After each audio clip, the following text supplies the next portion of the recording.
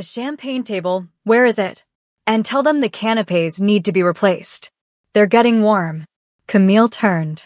The woman in front of her was draped in white, diamonds at her throat, the kind of stillness that came from never having been made to wait for anything. I don't work here. Camille didn't apologize when she said it. She turned back to her conversation. Excuse me. The voice sharpened. I'm talking to you. Camille turned again. Slower. And I answered you. I'm not with the catering staff. The woman looked her over. Slowly. Deliberately. Starting at her shoes and ending at her face, the kind of look designed to remind someone of their place. Right. A small smile that didn't reach anything. My mistake. She said it the way people said things they didn't mean at all. Camille held her gaze for one beat. Then she turned away. The woman's hand closed around her arm. I'm talking to you and you're walking away? Camille's eyes dropped to the hand on her arm, not startled. Measuring. Then her voice dropped to something quieter and more final than anger. Let go of my arm. Excuse me. I said let go of my arm. Do you know who I am? The woman stepped closer. I don't think you understand what you're doing right now. I understand perfectly.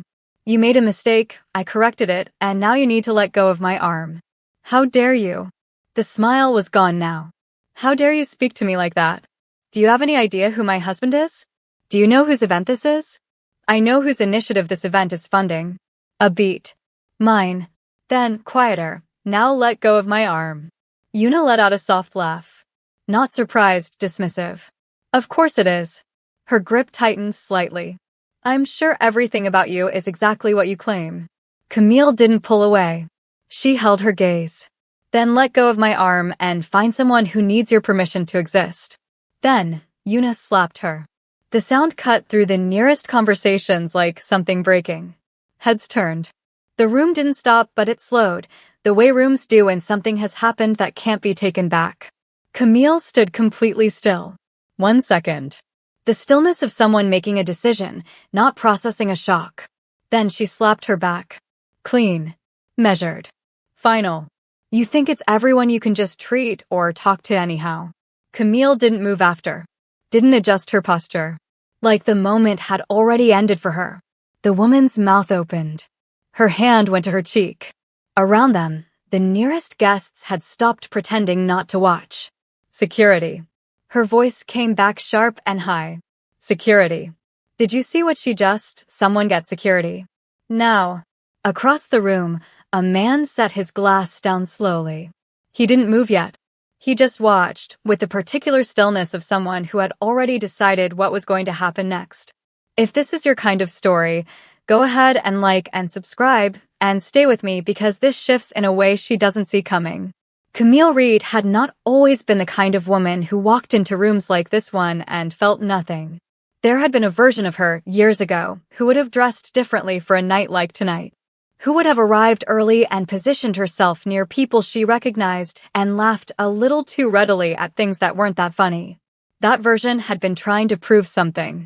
She had spent a long time figuring out what she was trying to prove, and when she finally understood the answer, she stopped. Camille ran a private practice in the city 6 years now, built from a single rented consultation room and a patient list. She had assembled one referral at a time. But the work she was most known for, to the people who paid attention to that kind of work, was the outreach initiative. 3 years of grant applications, city council meetings, logistics negotiations, and one very long funding gap that she had bridged personally before she found the donors to replace it.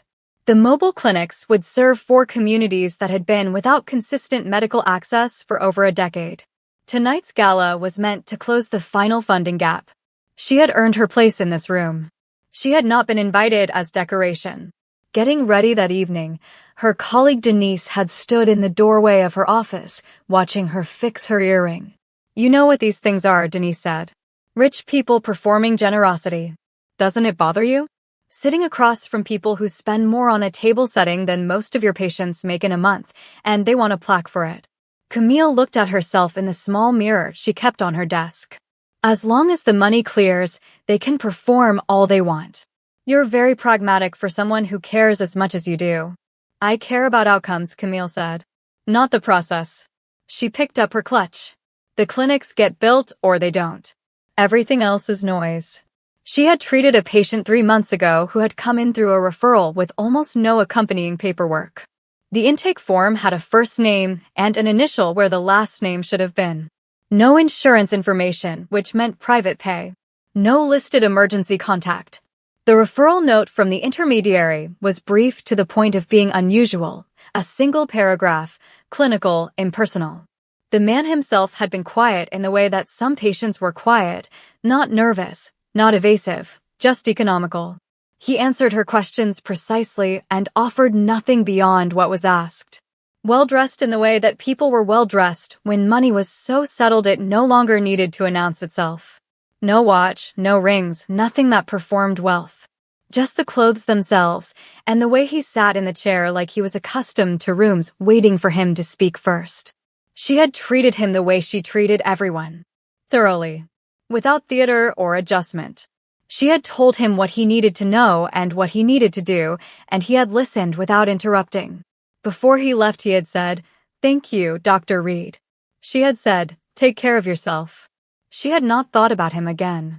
She arrived at the gala at 8 and moved through it the way she moved through most rooms, not announcing herself, not shrinking, just present. She knew a few people. She spoke to them. She kept her champagne glass mostly full and mostly untouched and found a natural position near the drinks table where she could have a real conversation without having to perform for the room. She was mid-conversation with a researcher she had been trying to connect with for months when the woman in white approached her. Shin Woo-jin had been in the room for 43 minutes and had already identified 3 things that were going to require his attention before the end of the week. He had come because Choi Byung-ho had asked him to. Not directly, Byung-ho never asked for things directly when he could route the request through enough intermediaries to make it feel like an invitation rather than a need. Woo-jin had come anyway, because Byung-ho owed him a significant sum of money and the patience required to wait for it had a cost, and attending a gala was a cheaper form of that cost than the alternatives. He had been managing Byung-ho's situation quietly for 8 months. The man's portfolio had deteriorated faster than his reputation had caught up to the fact, which meant he was still being treated in rooms like this one as though he were the person he had been 3 years ago. Woo-jin found this neither interesting nor particularly relevant. What was relevant was the timeline, and the timeline was becoming inconvenient.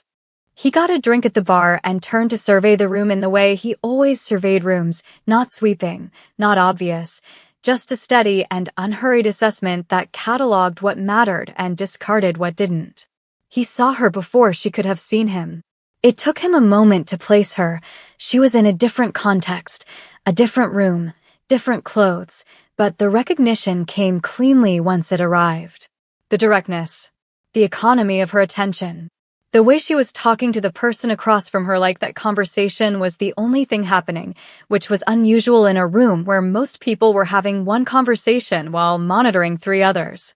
Camille had treated him 3 months ago like he was a person with a medical problem, not a name with implications.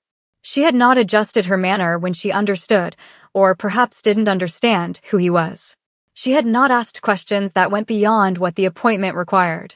In his world, that was not ordinary. He did not approach her.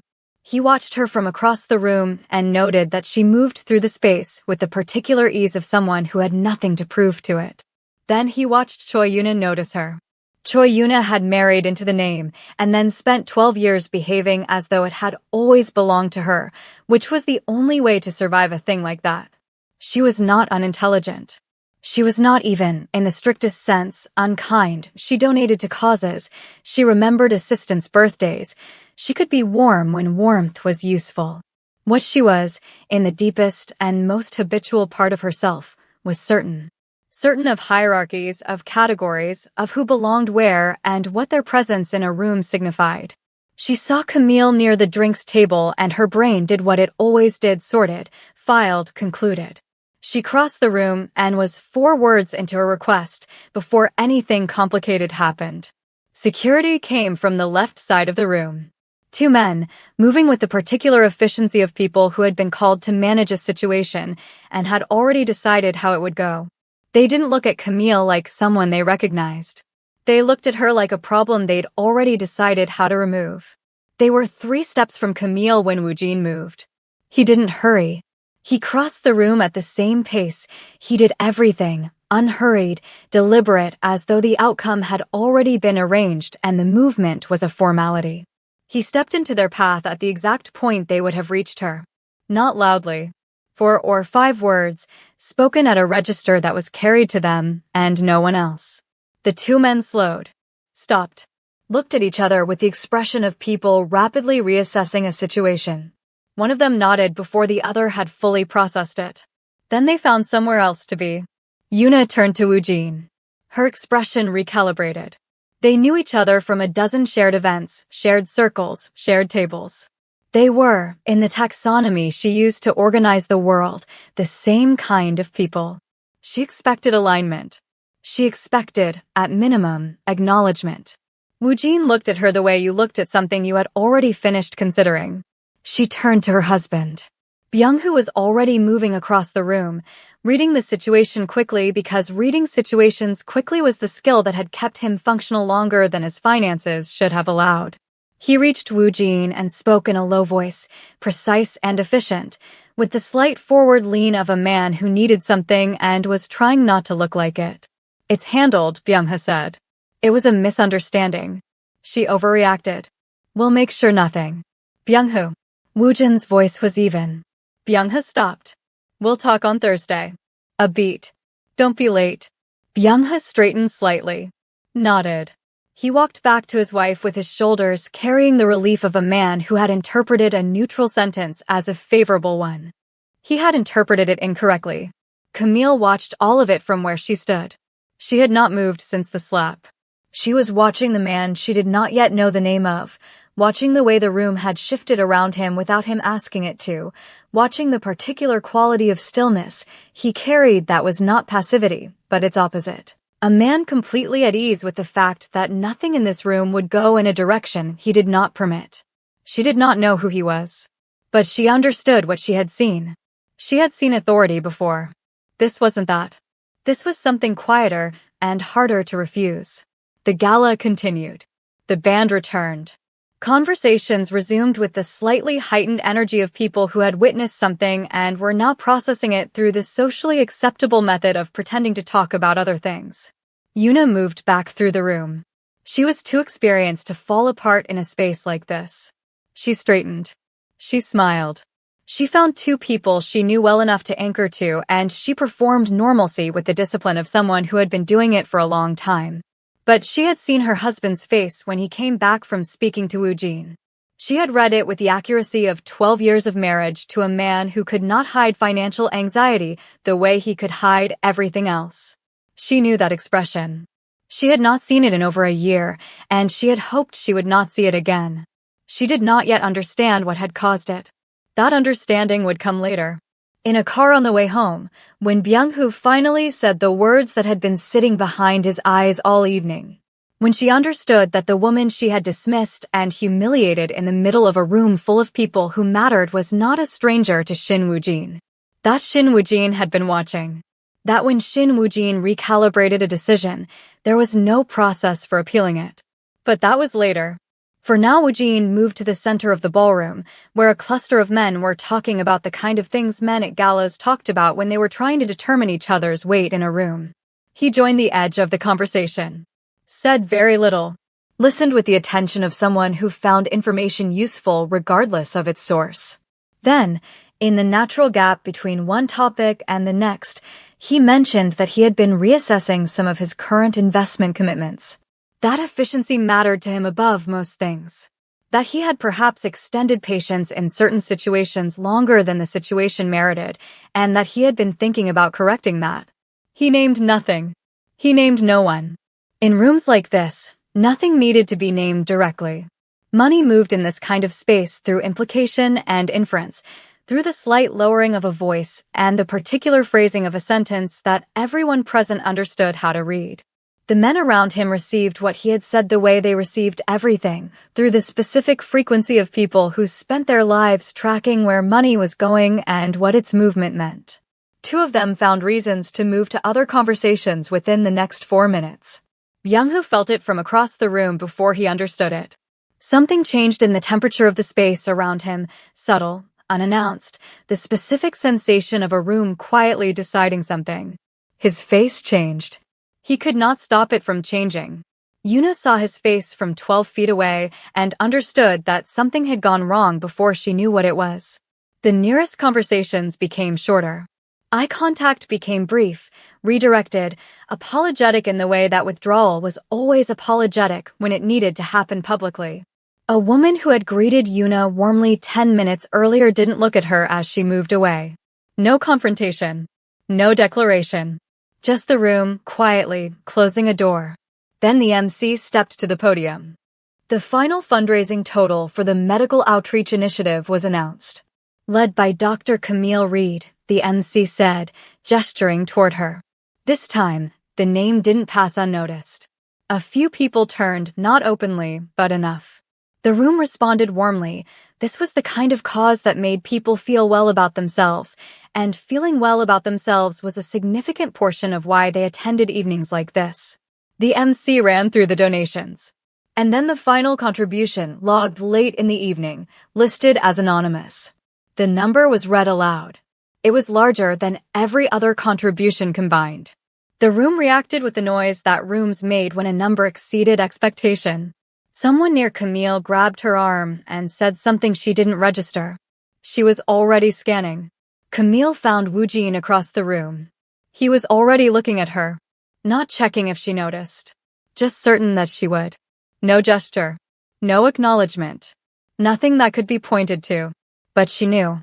She was between patients 2 days later, reviewing a file at her desk, when her receptionist appeared in the doorway with the expression she used when something had happened that she didn't have a category for. Woo Jin walked in behind her. No entourage. No preparation. He looked the same as he had at the gala, dark, controlled, taking up exactly the amount of space he had decided to take up and no more. The receptionist looked between them and left quickly, pulling the door behind her. Camille set the file down. He stood on the other side of her desk and didn't perform a preamble. What happened at that gala shouldn't have happened in a room I was present in. Camille looked at him steadily. Is that what you came to say? Part of it. What's the other part? I'm sorry it happened to you. She studied him. Then, hold on, you were my patient. 3 months ago. Yes. She ran it back, the intake form, the initial where a last name should have been, the man who had sat in her consultation chair and answered her questions without offering anything additional and thanked her once before he left. And then the gala. Security stopping mid-movement. A room adjusting its temperature around a single person without being asked to. Shin, she said. It wasn't a question. Yes. She had heard the name before. Not loudly, names like his didn't travel loudly. But she had heard it, in the specific way that certain names circulated in the city through implication and inference, never quite attaching to anything verifiable. She didn't step back. She didn't react. She simply took the information and placed it next to everything else she knew, and looked at him with the assessment of someone deciding what to do with a new variable. He waited. He seemed comfortable waiting. Why didn't you say anything? She asked. At the gala. At the moment. Because you didn't need me to. A beat. And I don't interfere unless I have to. She held his gaze. Then, almost to herself, no. I didn't. Something in the room settled.